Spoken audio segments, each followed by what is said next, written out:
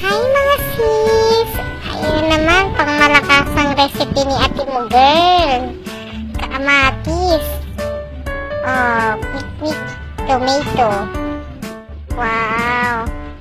Yan, may panibagong recipe naman sa ate girl na naisip, oh. Ayan. Oh, tapos, nilagyan niya pa. Oh, ha? Grabe. Lakas talaga ng amat sa ate girl, ah. Kung ano na lang yung naiisip mong lutuin, ah. Oh, ayan. Hinango niya na mga sis yung tomato. Pagkatapos, pagkahango, ayan.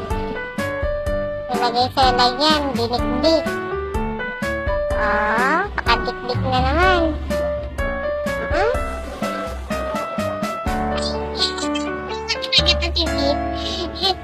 Hindi na kontindan, blender pa. Asukal.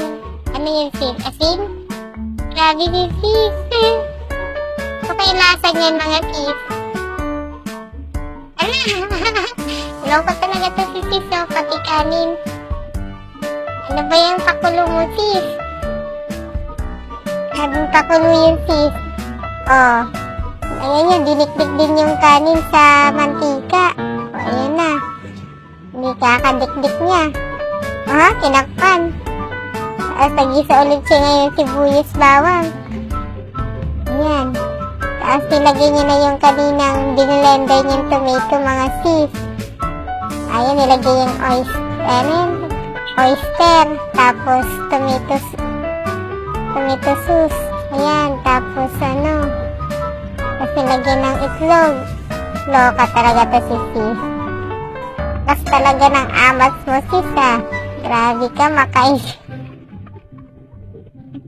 Ayan, nilagyan niya ulit yung kanin kanina.